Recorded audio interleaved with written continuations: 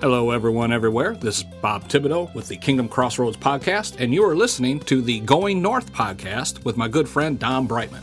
Be sure to subscribe to his podcast so you will not miss any of the upcoming episodes, and be blessed in all that you do. And today on the Going North podcast, we bring you some super special, awesome humans from across the globe. Today is no different. Thanks to my good buddy, Pastor Bob Thibodeau, I have one heck of a guest for you today, because this gentleman right here, my goodness, spent 30 years in the U.S. Army, followed by 7 in the private sector, and another 9 as a member of the Senior Executive Services with the U.S. Marine Corps.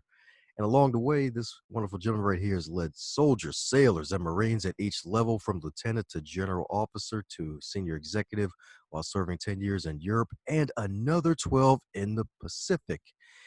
An armor and a cavalry officer, he commanded a base in Germany as a colonel, and as a brigadier general oversaw a $1.6 billion program supporting soldiers and family members worldwide.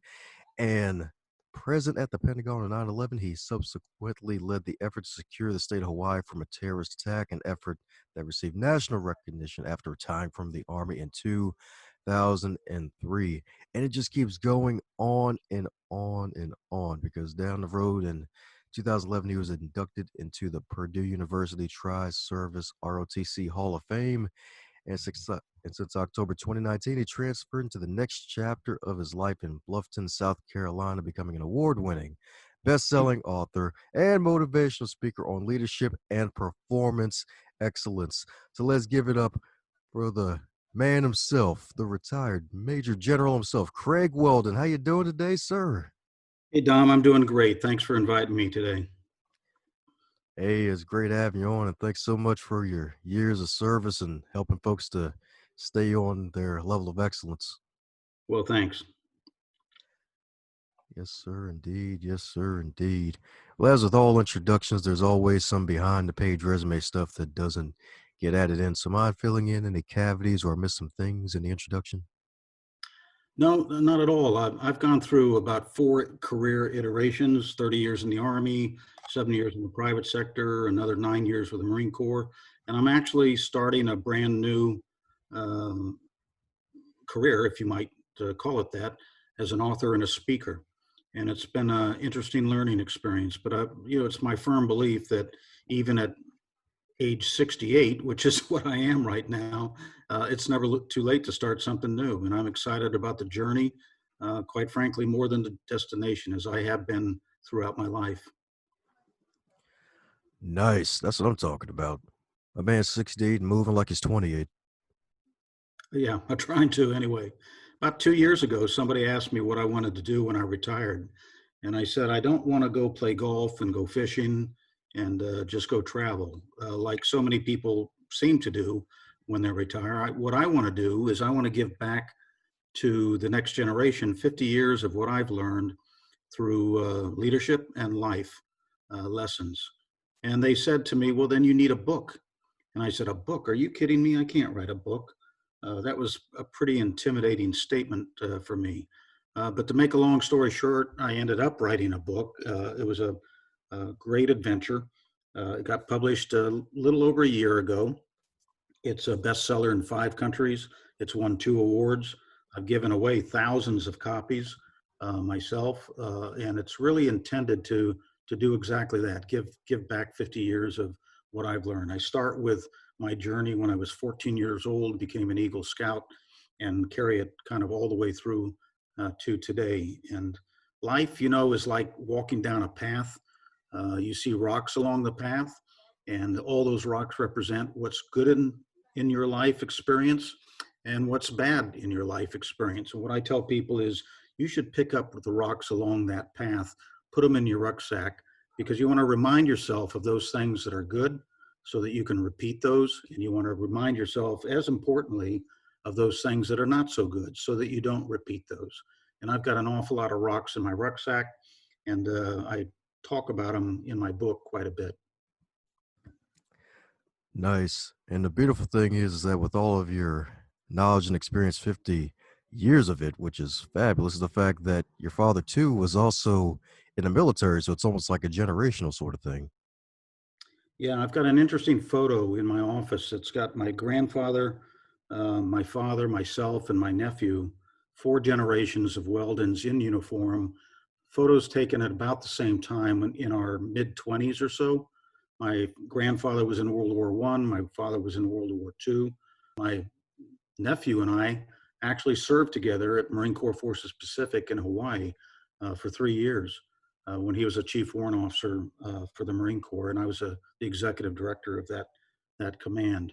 So it's a great tribute to the legacy of service to the nation that the Weldons have given, and I'm very, very proud of that.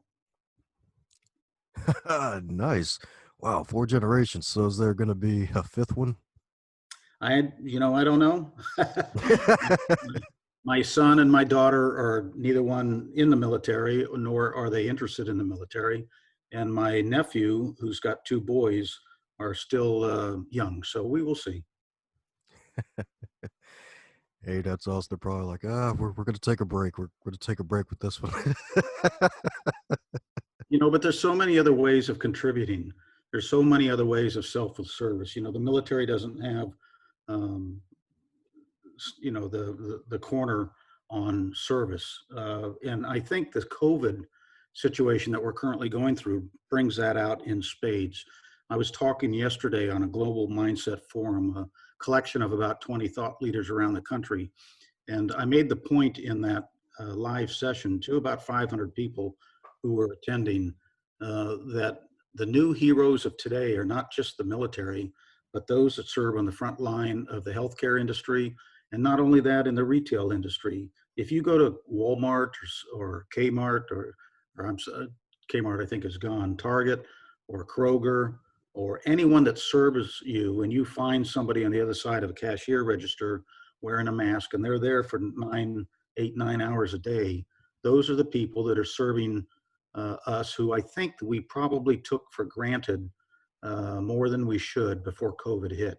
And now they're delivering services that we expect and we continue to get, and they put themselves at risk. I believe the number of hospital workers, doctors and nurses and EMTs and so forth, that have died is north of 600 right now as a result of serving on the front lines, which is a metaphor for what the military would do, serving in the foxhole with somebody else in a war situation.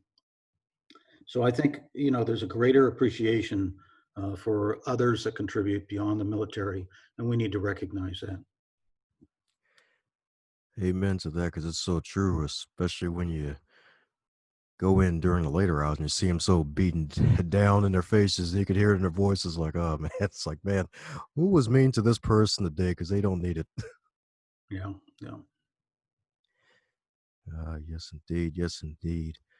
So what I love about your book is that in chapter 1 that you mentioned how character is part nature and part nurture. So for those who are looking to nurture their leadership ability, what's the advice you would give to them? Well, let me go back to when I wrote the book. After I got the manuscript written about a year and a half ago, I didn't really know how to get it across the finish line and get it published. So I hired an editor. And after he took a look at the manuscript, he said to me, "What is the most important component of leadership in your view?" And I said, "I think character is." And he said, "Well, you've got a chapter on character. If that's the most important aspect of leadership, then it should be number one. It should be chapter number one. And what is the second one?" And I said, "Probably trust." And he said, "Then that should be number two." And I said, "Okay, I understand the logic," because originally my manuscript was a chronological walk through life, and it was more of a memoir than a leadership book. And I think I turned that upside down and drew all the leadership nuggets that were embedded in this memoir of mine and made them chapter titles, and then folded the stories of my life and the experiences I've had to illustrate those leadership lessons and life lessons underneath it.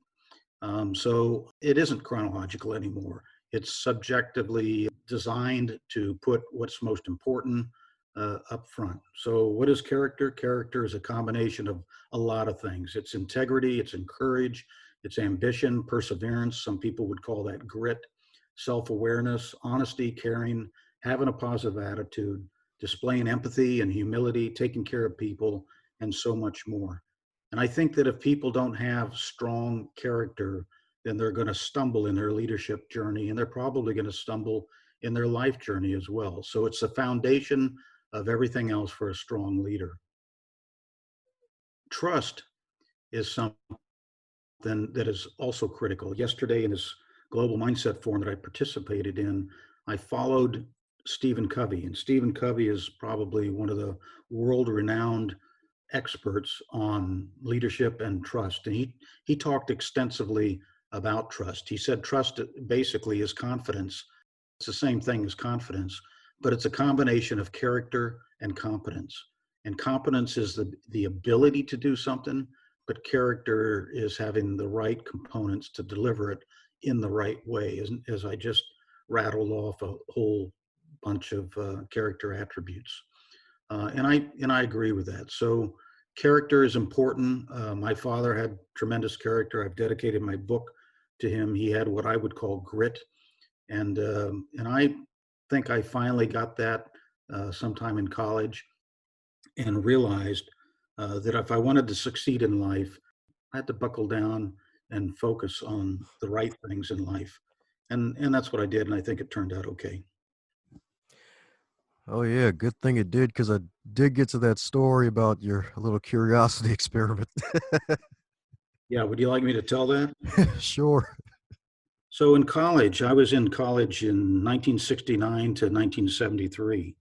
And in 1970, the spring of 1970, the anti-war movement against Vietnam was at its height across the nation, and particularly on college campuses. Now, I went to Purdue University, which is a relatively conservative school, but we still had our anti-war element, and we had an organization that was a chapter of a nationwide organization called Students for Democratic Society, or SDS. And it was kind of a quasi-radical organization, anti-war, anti-establishment kind of focus. I didn't participate in much in my ROTC program during my freshman year because I was really struggling with, was the Vietnam War right? Was it wrong? Did I pick the right career path? Although I was at Purdue studying political science, I was there on an Army ROTC 4-year scholarship, and that was helping me get through school. But I didn't participate much in the ROTC activities. I just did enough to get by.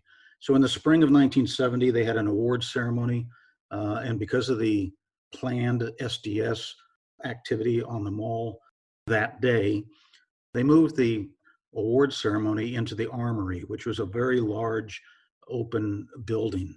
And they basically closed the doors and didn't let other people in. Well, I elected not to go to the ceremony that day, one, because I wasn't getting an award, and because I had a curiosity about the anti-war movement that I hadn't really explored very much. So I went to the SDS rally, and that was a mistake, because at about 20 minutes into the SDS rally, the leadership said to the collective group of about 1,000 students, let's go march on the Armory.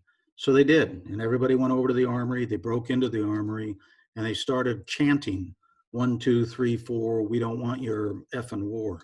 And I was in that group. I wasn't chanting. Again, I was thinking of myself as being in some kind of a intellectual exercise, but I actually was seen that day by one of my ROTC instructors. And he called me in the next day and he says, look, first of all, you were supposed to be in the formation with all the other ROTC cadets. Secondly, I saw you in the SDS rally. And thirdly, your ROTC scholarship is now on probation. You have 6 months to figure this out, or you're going to lose your scholarship. And you could get thrown out of ROTC. Well, that was a wake-up call for me, and it made me reflect very hard on what did I want to do, how did I want to focus, and what was the nature of my character. And I decided to buckle down at that point, to stick with the program, to see it through. And long story short, I went to ROTC summer camp 2 years later, came back, was the third ranking cadet, at Purdue University. I got a distinguished military graduate designation when I graduated, and a 4-year commitment that I had to give back to the Army turned into a 30-year career, and I retired as a Major General. So I think that realizing the error of my ways early on in college and getting focused and deliberate about moving in a particular direction, demonstrating character and all the components of it, was a turning point for me that freshman year in 1970. Heck yeah, and it also showed the power of making sure you hang around the right people. Yeah, it did. It did. And I have no regrets now. And I sometimes wonder, had I turned a different direction, where would I be today? And I don't know the answer to that question. I don't know that any of us can. But it leads you to uh, all of your listeners may very well have seen the movie Forrest Gump. I'm sure you have seen it.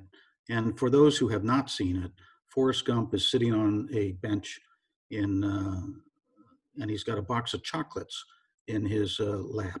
And he opens the box of chocolates and he picks up a piece of chocolate and he turns to the person sitting next to him on the bench and he said, life is like a box of chocolate. You never know what you're going to get next. And that's so absolutely true, is that life has a funny way of leading you to a fork in the road. And sometimes you think you should go left and circumstances take you right. And at the time, you might often think, why is this happening to me? Why am I turning right when I think I should be going left? And my experience has been, because that's happened to me a number of times, that oftentimes life turns out just fine. You just don't know it at the time. That's happened to me both in my professional life and in my personal life, where I had what I considered an unfortunate experience that I thought, well, okay, if that's the way it's going to be. And as I reflect back, and now I know, it's almost like fate took me in that direction for a reason, and it turned out all right. Yep, that's the good thing too. It's like, hey, it was a good lesson, and actually, it's better to learn that lesson through that experience as opposed to something else. Because some folks take a different road out of curiosity, and they don't end up coming back alive. So it's so true. Yeah, let me give you an example. When I graduated from Purdue University and I became a second lieutenant in the Army, I went to Fort Hood, Texas. And a few months later, I married my college sweetheart, who was beautiful. She was wonderful. She was everything that I could ever expect. And in the March of 1974, she came down to Fort Hood, Texas. And 2 years later, she left me. I talk about this in chapter 18 of my book. It's called The Light at the End of the Tunnel. And for your readers, you could read this chapter for free on my website. There's a book tab, and chapter 18 is a sample chapter. But I'll tell the story. But there's more in the chapter than just this story. The story is called The Light at the End of the Tunnel. So I was devastated. I was absolutely crushed. And it was really the first major failure that I had had in my life at that time. And the way I dealt with that was that I just invested myself in work. I just stayed at work because I didn't want to go home and sit and look at four empty walls. And I, at the time, was a battalion maintenance officer for a tank battalion. I had 58 tanks and about 50 other vehicles that I was responsible for maintaining and making sure that they were ready to go all the time. So my office was in the motor pool where all these tanks were kept. And because I stayed at work so long, I found myself one Friday night about 7:30 sitting in my office in the motor pool on a Friday night, 7:30, and in walked the brigade commander. Now, the brigade commander was about 5 levels above me, full colonel. He had 4,000 soldiers in his command, and I was just one of them. We had never met before. And he walked in at 7:30 on a Friday night, and he said, "Lieutenant, let's go take a walk through the motor pool." And I thought, wow, what a perfect storm of that bad luck. I'm going through all these personal problems, and in walks the brigade commander, and now he wants to inspect the motor pool. Um, Things couldn't get much worse. So we walked up and down the tank line for about 20 or 25 minutes. And we ended up back near my office at the front gate of the motor pool. And along the way, he never talked about maintenance. He never talked about the status or the appearance of the tanks. All he talked about were the challenges in life that he had faced and how he had overcome them. And at the end of this little walk near the front gate, he put his arm on my shoulder and he said, "There's light at the end of this tunnel. You just can't see it yet. Have a great weekend." And he left. And I have to tell your listeners that I was in the depths of despair at that moment in my life, and he helped bring me out of that. And he told me, he convinced me that senior leaders who really care about people in their organization will reach into the bottom of their organization and find those individuals who are struggling to help them out, to give them an encouraging word. And that's what he did for me that day. Now, there are two postscripts that come out of this experience. The first one is that about 10 years later, I'm now a lieutenant colonel. I'm a battalion commander. I have 1,000 soldiers under my command. I'm at Fort Knox, Kentucky. And I hear that Lieutenant General retired, 3-star General Jack Woodmansee is coming to Fort Knox. So I called the protocol office and I said, "Hey, I used to work for then Colonel Woodmansee 10 years ago at Fort Hood, Texas, and I'd be thrilled and honored to have him come over and speak to my officers about leadership." I had about 40 to 45 officers in my battalion, from lieutenant to major. "Can you ask him and see if he'd be willing to do that?" And they did, and he agreed, and he came over. When he came over, I stood up and I introduced him to all of my officers by telling that story. And I said, that's the true nature of a great leader, somebody who will look throughout their organization and find the people who are struggling to help them out, to give them an encouraging word. That's what General Woodmansee did for me in 1976. I was in a dark place. There was light at the end of my tunnel. I couldn't see it yet, but he gave me those encouraging words. The other part of the postscript to this story is that after I got a divorce in summer of 1976, I went to Fort Knox to attend a 6-month course called the Armor Advanced Course. And about 4 or 5 months into that course, I met Karen Lusk, who today is my wife of over 42 years. And I cannot imagine life having turned out differently than it has. It has been a wonderful ride. She's been with me for over 40 years, over 42 years. We have 2 wonderful children who are grown up and on their own. I have a wonderful grandchild, and I cannot imagine life turning out differently. So in 1976, I was at a fork in the road. Circumstances took me in a direction I didn't think I should go, one that I didn't want to go, and it turned out just fine. So part of the moral of the story for your listeners is we all are going to face that fork in the road at times. We all are going to face what we consider failures professionally and personally in our life. And there is light at the end of the tunnel much of the time.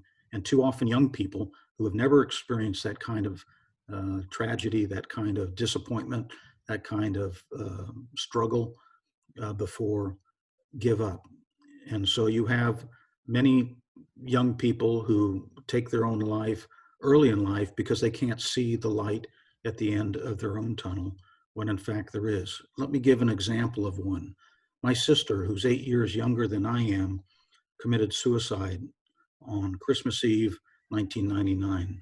And she had a lot of struggles in her life. But as we look back after this suicide, she had written a note to her kids. And in the note, she said, ironically and coincidentally, "I could not see the light at the end of my tunnel." Oh, And man. that's one of the reasons that I titled Chapter 18 the way I did, using my own personal example. But I also, in Chapter 19, talk about setting priorities in your life. Because when my sister committed suicide in 1999, I had a 14-year-old daughter, and she was not at any risk. But as I reflected back on my sister's life, I started thinking about my own daughter and how I could make sure I did everything I could to ensure her success.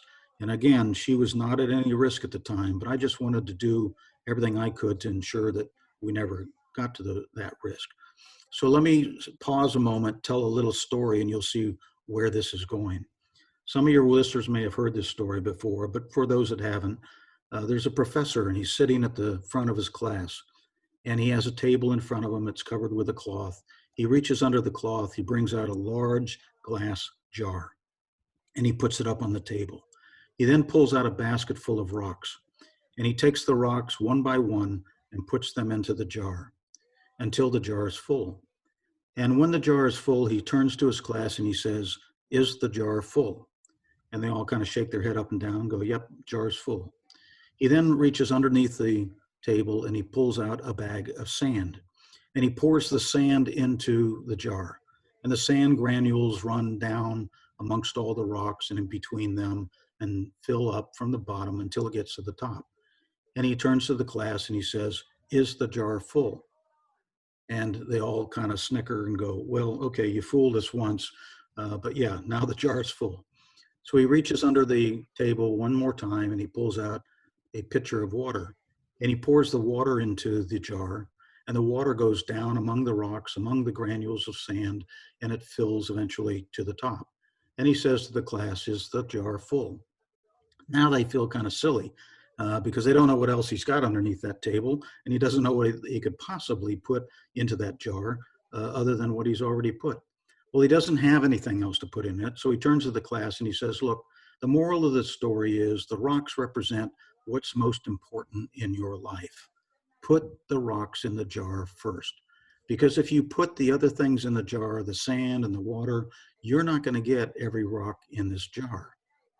The rocks can represent your faith, they can represent your family, they can represent your career, getting rich, traveling. Doesn't matter what it represents, but whatever it is most important in your life, put those rocks in the jar first." So if you look at that story, in 1999, after my sister committed suicide, I determined that one of my rocks that I needed to ensure was in my jar was my daughter's future. So I told the Army about a year later, I want to retire when I hit 30 years service. And the Army tried to talk me out of that. But I said, "Look, I need to prioritize what's most important in my life. And right now, my daughter's future is most important." So the Army allowed me to retire at 30 years. I went to Celebration, Florida, which is a town that Disney built. My daughter finished high school at Celebration High School. She went to the University of Central Florida, graduated cum laude with a degree in event management. She turned a part-time gig at Disney World into a full-time job after graduation. She's now a lighting designer for Disney World. She's happily married. She owns her own home. She travels all over the world. I could not have had her turn out better than she has turned out. And 99% of that is a result of her character, her hard work, and her doing. But I take 1% credit because in 1999, when I started reflecting on what's important in my life, I determined that I was going to do everything I could to put the right conditions for my daughter's success in place. And that's what I did. And I'm glad I did. So let me tell one other story that illustrates the same point. I had a friend who went to West Point, which is the military academy for the Army. And every year they have West Point reunions for the various classes. And he's now retired, but he goes to these reunions regularly, and they meet up with the classmates that they had back when they were students at West Point. And he told me the story of seeing a fellow classmate over at the bar, sitting by himself one night at one of these reunions, and he had his back turned to him. So he went over to him, and we'll call this fellow John. And he said, "Hey, John, how you doing?" And when John turned and looked at him, John had moisture in his eyes. And my friend couldn't tell whether that was because he had had too much to drink or something was wrong. So he said, "John, you okay? Everything all right?" And John said, I busted my tail for 35 years.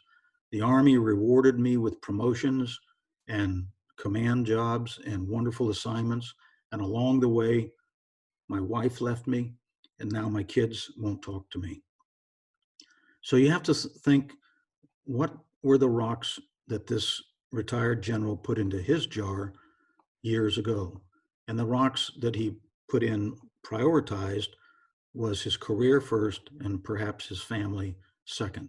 I don't know. It may be more complicated than that, but I think it makes the point of the story of prioritizing your life right and ensuring that those things that are most important in your life are the rocks you put in your jar first. That's what I did in 1999, 2000, when I decided to retire in 2003.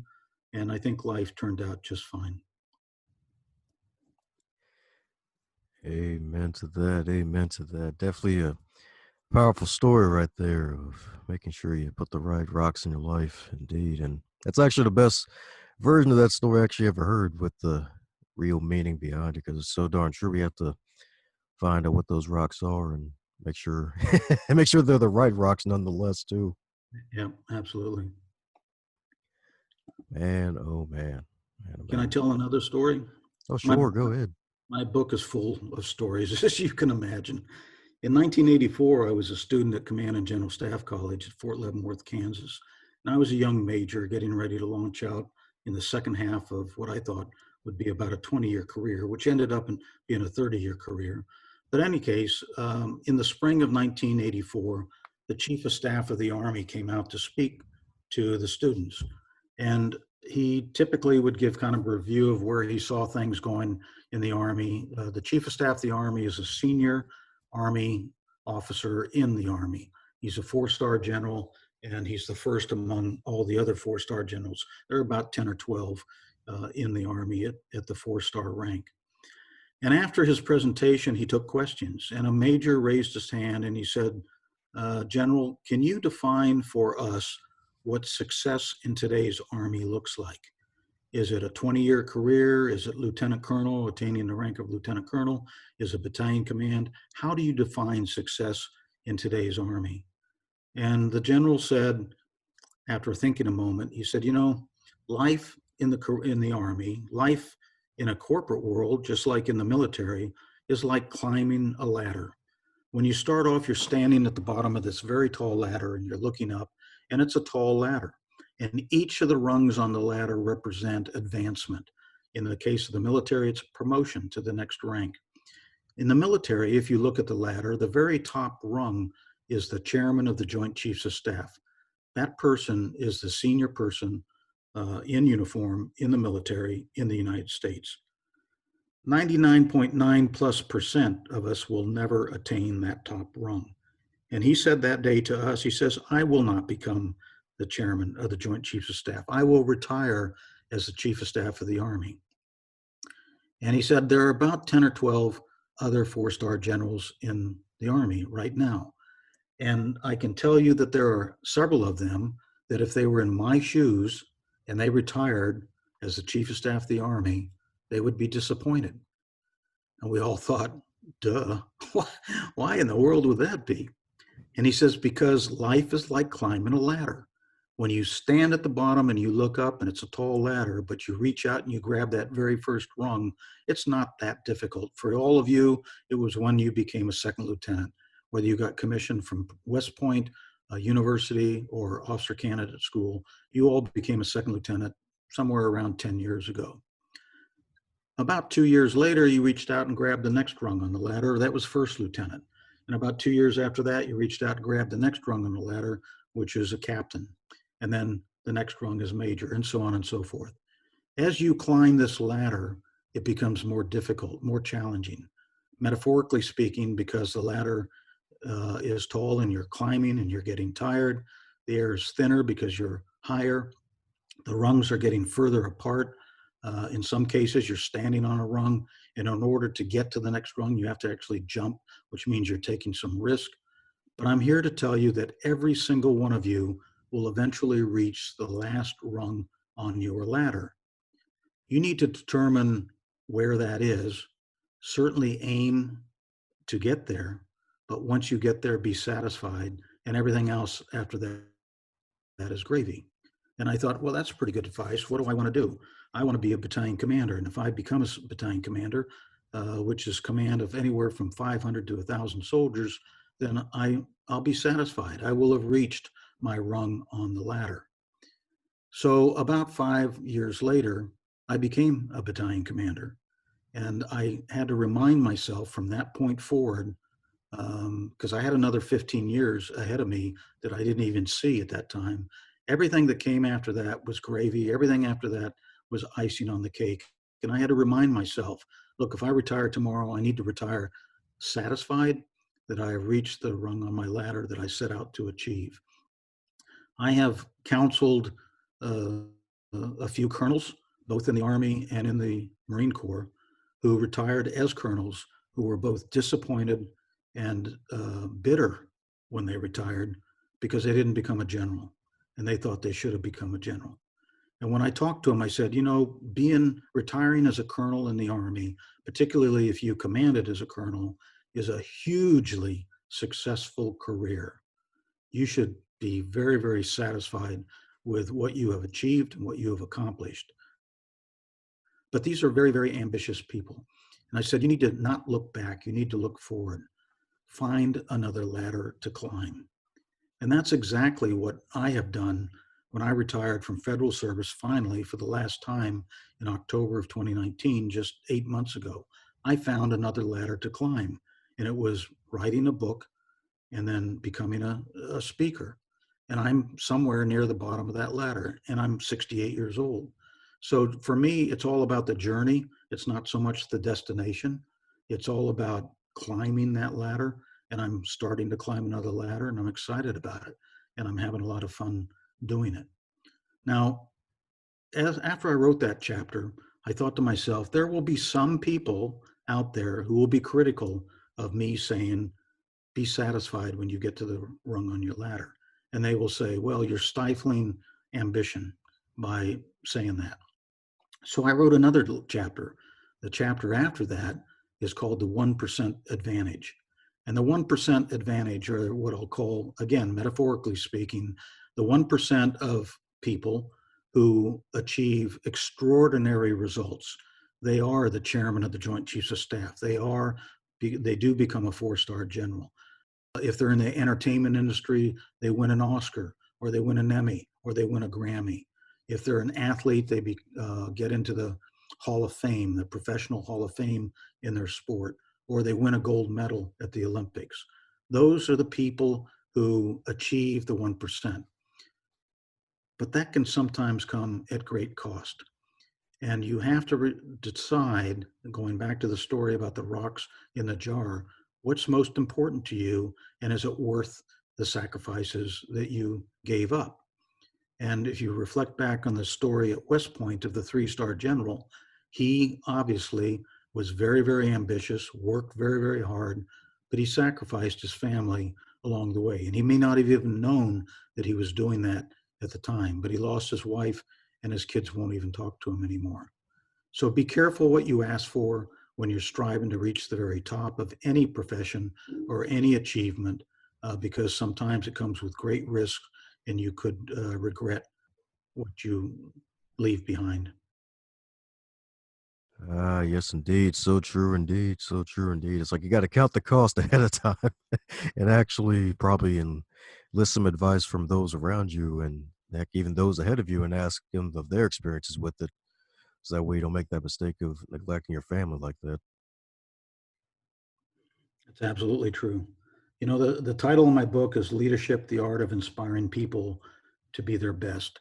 And let me tell a short story that's in my book about what inspiration really means. I once worked for a 3-star general. I was his deputy. I was a 2-star at the time. And he was the consummate gentleman. He never raised his voice. He never seemed to get angry. He was very, very bright. He was very, very capable, very soft spoken. And a colonel came up to me one day and he said, General so and so is the toughest guy I have ever worked for. And I thought, really? Why is that? And he said, because I never wanted to disappoint him. And I thought, wow, that's powerful. That is powerful. When you are a leader and people come to work every day and their driving inspiration is your leadership, that's really the best it can be. Because if everybody in the organization feels that way, you're going to have a pretty dynamic result. Oh, yes, indeed. You can say that again because it's so darn true. And to be able to surely get the respect of your fellow men and women like that and just be able to use it for good. Definitely use it for good. So much powerful wisdom, so much powerful wisdom. All from the walking book of knowledge himself. That's what I'm talking about. Yes, indeed. Just Yes, indeed. yesterday, I mentioned that I was on this global mindset forum. And just yesterday, I listened to one of the speakers, a fellow named Randy Garn. And one of the things he said, which I completely agree with, but I wrote it down because it's one of those rocks in life that I want to carry with me in my rucksack. He said, "Do you treat the Uber driver and the CEO the same?" And what did he mean by that? Well, let me tell another story about that.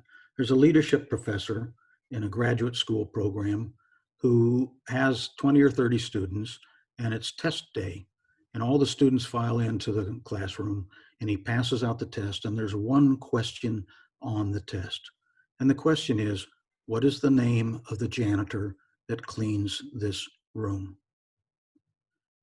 And nobody got the answer. Nobody knew what the name of the janitor was who cleaned that room. And it's not because they couldn't have learned that. They saw the janitor every day. He was in and around that classroom before the class started, during the class, and after the class. And so every one of them had regularly seen the janitor doing his thing. And the janitor, even though it was a small part, contributed to the learning of these students because of his ability to keep things working the way it's supposed to. He was sort of a janitor and a maintenance guy at the same time. So everybody in the class flunked the test that day, but it was a very powerful lesson for all of them because everybody in an organization contributes in some way. And for most of us, when we're young, we are the janitor in the room. That's how we started out. I was a janitor. If you buy my book, you'll see a photo of me when I was a freshman in college, when I skipped that ROTC formation. I was a janitor. I worked 5 nights a week, 4 hours a night, 20 hours a week, from 7 to 11 o'clock at night, cleaning the second floor of the Purdue University Library. And that's some humble beginnings that helped me get through college. But I've never forgotten my roots. I've never forgotten that everybody around you contributes to the well-being of your success. And when you're a senior leader, you have a large organization, you need to recognize the contribution of everybody in that organization. When I was a colonel and I was a base commander, I had a 45,000 constituents that I took care of across 7 geographic footprints in Germany, 7 different areas or bases, as you would call them. And I had 4 lieutenant colonels who worked for me that kind of ran their individual communities. And I would tell each of them, look, I'm going to try to get out and about into your area at least once a week. And when I come out there, I would like you to identify for me a very low level employee who has done good work that I can go find and recognize and give what they call a commander's coin to tell them how much I appreciate what they do for the organization. And I did that for the 15, 16 months I was in command of that organization. And I can't tell you how important it is for senior leaders to recognize people across their organization at every level. And that's what Colonel Woodmansey did when he came down and found me in the motor pool in 1976.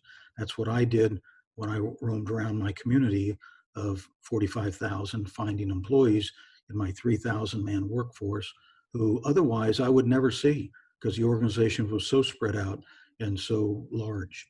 But it really helps. And word gets out quickly that the boss cares. That makes people want to do better. Amen to that. Amen to that. Because it's so true. Everybody contributes at whatever level they are, with the CEO or the janitor, especially the janitor, because if the janitor isn't contributing, then somebody could slip and fall. Yeah. Yes, indeed. Yes, indeed.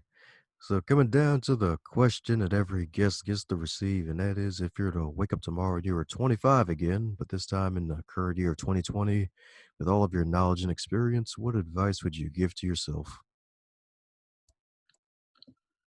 Let's see. I think I would go to that very point. I don't think I realized, the Colonel Woodmansee story gave me the idea that everybody in the organization is important, everybody contributes and should be recognized, gave me that idea very early on. I'm not sure if I didn't have that tragic personal story in my life that I would have learned that as early as I did.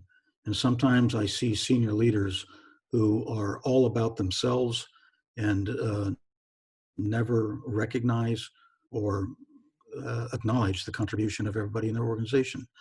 Very, very few people get to the very top of their game without the help of others. And so it's important to recognize that you are where you are because so many other people helped you get there. And it's important you to be humble and to recognize that and be inspiring to those that are below you, because the way you stay on top of the mountain is for all the people who are supporting you. I mean, think of the Sherpas that help people climb Mount Everest. Very few people would be able to get to the top of Mount Everest without the assistance of the Sherpa guides who take them up there, who carry the heavy loads, and so forth. So while they think that it's an incredible achievement, and it absolutely is to get to the top of the mountain, um, the Sherpas certainly help the vast majority of them to achieve that lifelong goal of theirs. And they do it time and time and time and time again. The other lesson I think is that when you get on top of the mountain, you have to come back down at some point. And that's where most people die at Mount Everest, is coming back down the mountain. So you need to be able to think through your journey all the way to its completion, or you have some risks that you might otherwise not face.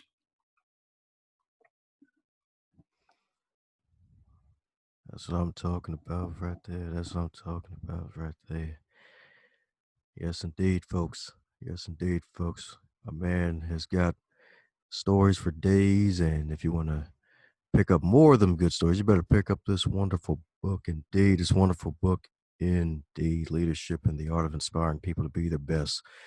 But the Major General himself, baby, that's what I'm talking about. And the beautiful thing is, he ain't even done yet because he himself said he's on the starting rung of this ladder. So there's no telling how far a man is going to go, indeed, especially with this tool that puts him in the business of immortality known as authorship. So once again, for the folks who want to keep up with all that you're doing, Craig, what's the best way for folks to reach out to you? Well, I have a website, craigwhelden.com. It's Whelden. Too often people misspell it with O-N, so it's Whelden. It's easy to find, craigwhelden.com. And you can learn how to contact me there. You can see testimonials about me. You can see videos. All my podcasts are there. My book is there. Uh, there's a sample chapter, chapter 18, The Light at the End of the Tunnel. You can purchase my book, either audio, um, digital, or print through that site, or you can contact me directly through that site. And often people do. I'm also on LinkedIn and open to new connections on LinkedIn, so they could certainly connect with me there. And much of my life story is outlined in the profile that I have on LinkedIn as well. So I'm pretty easy to find. Woohoo!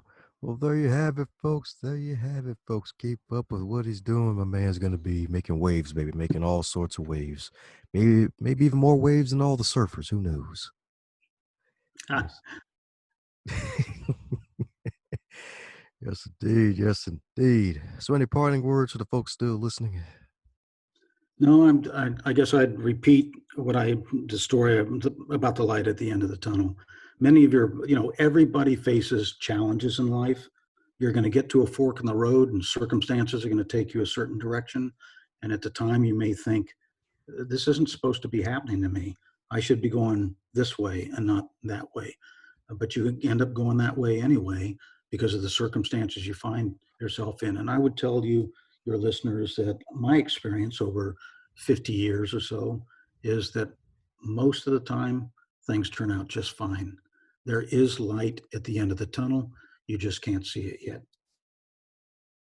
Thanks a bunch for your listening ears on the Going North podcast. I hope you really, really enjoyed that episode. If you enjoyed the episode, be sure to share it with your friends and family, especially those who love podcasts and love listening to some inspiration and motivation.